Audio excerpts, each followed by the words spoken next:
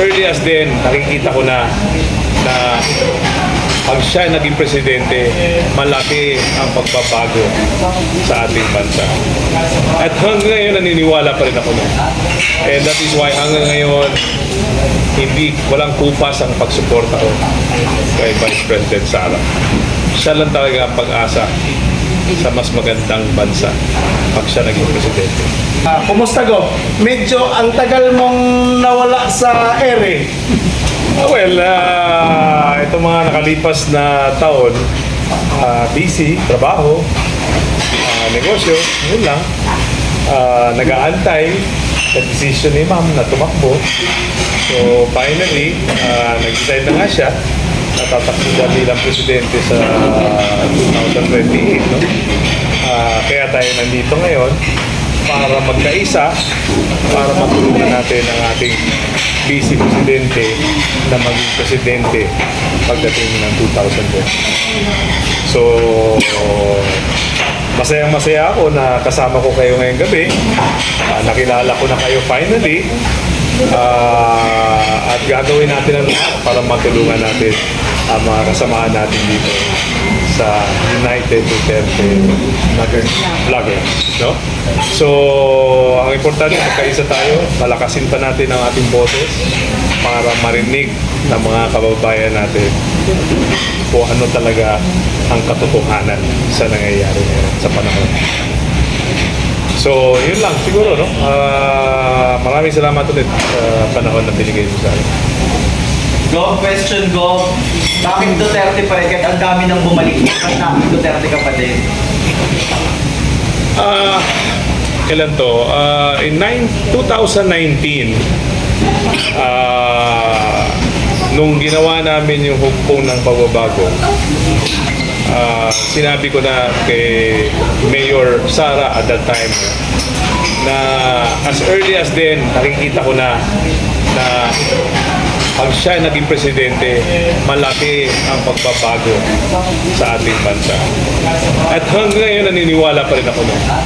And that is why hanggang ngayon, walang kupas ang pagsuporta ko kay Vice President Sara. Siya lang talaga ang pag-asa sa mas magandang bansa pag siya naging presidente.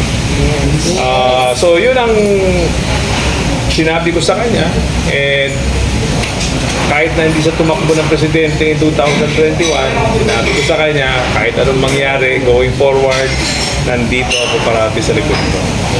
You are the best president we never had. That was 2022. 2028, ito na ang panahon. So, ako naniniwala na panahon na para sa pagbabago, panahon na para kay Vice President Sara Duterte. Sir, may tanong po.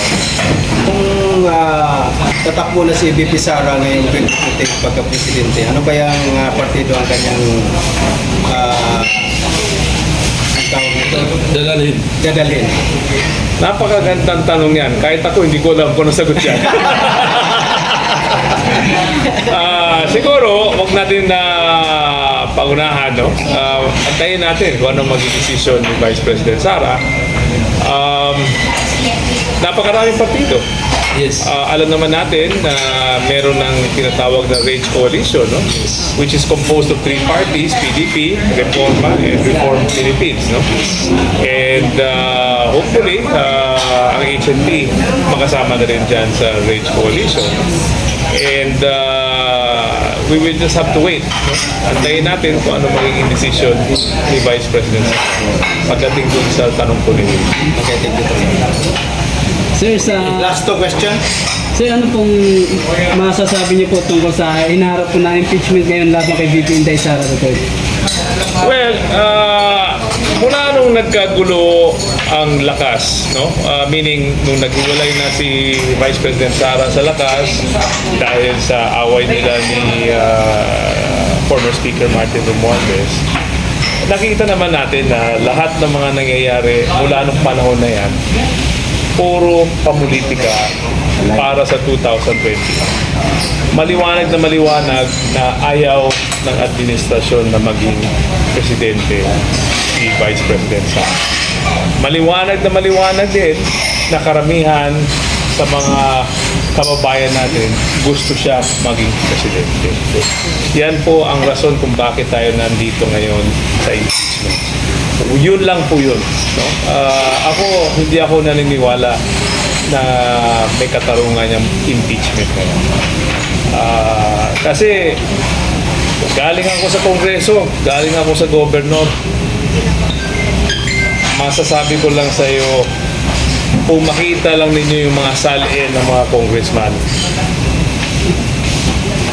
masasabi ninyo na talagang malaki ang problema natin sa bansa. Paldo. Gov, next question lang po. Paano kung offeran ka ng maleta? Kaya mo rin ba yung ginawa ni Lolo sa akin si Inday Sara para lang sa maleta? Hindi tama yun eh. Mula nung araw pa sinasabi ko, pag hindi tayo no, mga mamamayan, kung hindi tayo magbantay, kung hindi natin babantayan ang gobyerno, grabe ang pangungurakot na gagawin. So, mabuti na lang, meron na mga nagsalita, no? Nagsalita na yung mga sundalo, lumabas na yung mga issue. Dapat talaga imbestigahin yun. Kasi hindi pwedeng paliwalain yung mga impormasyon na yan dahil talagang sa nakita ko, no, very credible. And hindi ko naiintindihan bakit hindi nila ini-investigate yun. No? Sir, tingin niyo po kaya magtatagong pa itong impeachment laban kay VP Inday?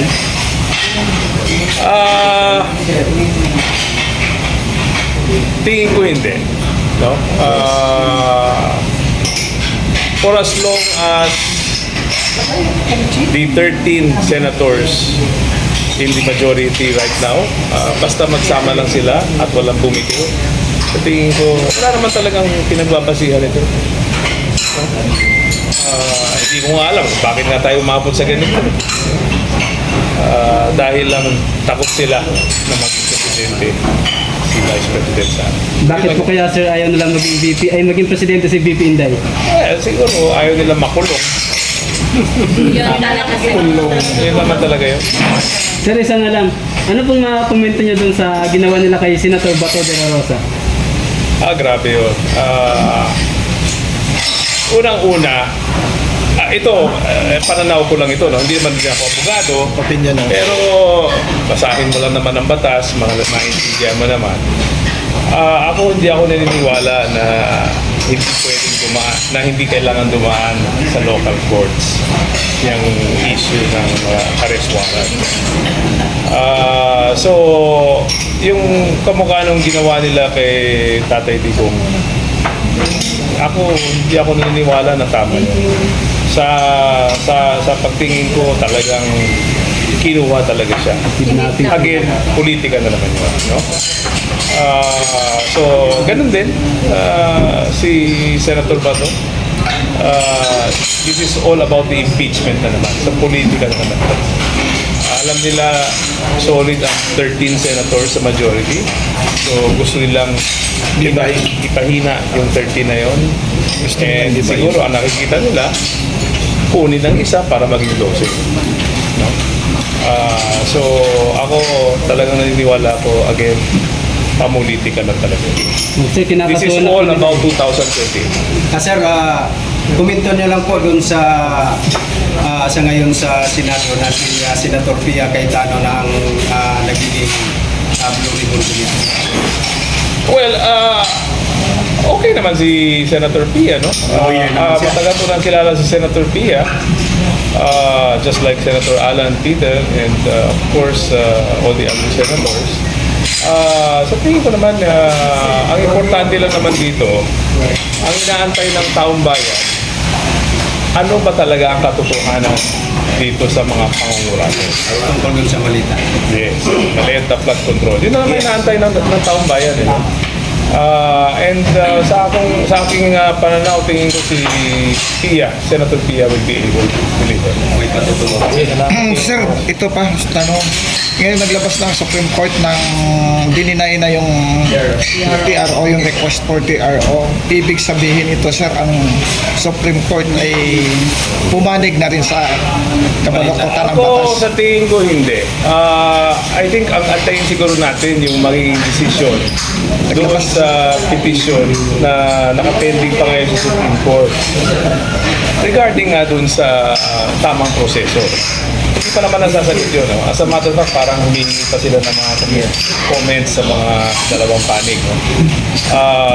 Pero pag nakita ninyo, di ba, ang hindi nabigay yung TRO, pero hindi naman unanimous eh. Na-deny na, sir. Oo nga, denied din siya dahil sa botohan. Parang may 9 na umokay, pero may 5 na hindi nag-okay. 951. Parang may isa nag-abstain. No? 951 eh. So, ibig sabihin, may mga naniniwala na may dissent eh. So, ibig sabihin, may naniniwala na hindi makatarungan yung ginawa nila kay Tatay Digong. Yung constitution ay buo pa. Yeah. Kasi nga may mga batas na nagko-conflict eh. Hindi naman tayo ang Supreme Court, di ba? Ang DOJ hindi naman Supreme Court, di ba? Ang NBI hindi rin naman Supreme Court yan. So, antayin natin kung anong decision ng Supreme Court. So, yun lang ang sabi ko. Okay, last question.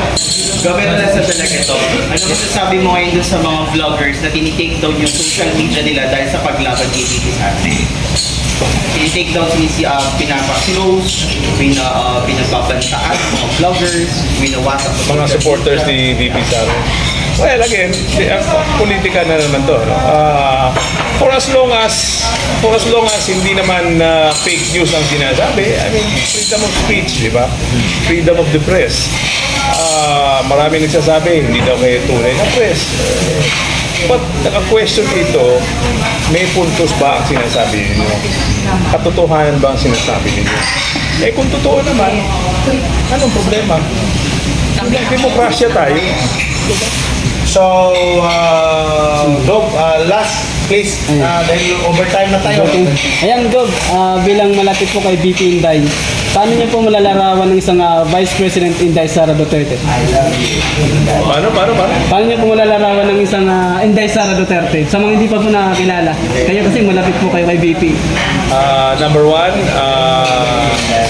of course, alam naman natin na matapang siya, di ba? Ang nakita ko sa kanya, very decisive. Pag nakapag-decision siya, yun na yun. Pero, at the same time, very intelligent na tao because bago siya mag-decide, talagang pinag-aaralan niya ang problema bago siya mag-decision kung anong solusyon. Which are very important characters for a president. You need a president that is firm, that makes decisions. Hindi pwede yung presidente na, teka muna, hindi ko pa alam anong gagawin ko. Balikan mo ako after 1 week, pag-isipan ko muna, hindi pwedeng gano'n. You need somebody that can make a decision, and once maka-decision, yun na yun. Because how many people are there in the Philippines? 100 million? 100. You are responsible for 100 million people in this country. 146. These people need a leader. Hindi yung itong gagawin. Ay, wag na lang. Ito na lang. Kaya tayo nagkakaproblema. So, yan ang nakikita ko. No? So, and last Gob, before matapos itong gabi na to, message mo para sa mga vlogger ni BP Inday Sara, para sa mga supporter ni BP Inday Sara, kay Ninong Rudy, kay Tatay Digong, and of course, sa mahal nating Vice Presidente, kumarin natin si Inday Sara. Ano mensahe mo?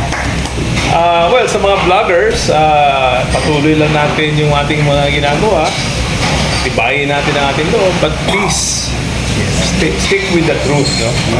Ang ayaw po natin yung mga fake news, no? Number two, of course, talagang naaawa ako kay Tatay Digong sa nangyari sa kanya. Hindi talaga for the person who turned out to be the most popular president, the most loved president in the history of this country. I cannot understand how he can be in another country, in jail in another country. Hindi ko talaga maintindihan, hindi ko talaga maisip. No? Hindi ko ma-imagine no, na ganito ang nangyari sa ating dating Pangulo. And of course, to Supporters? to the supporters,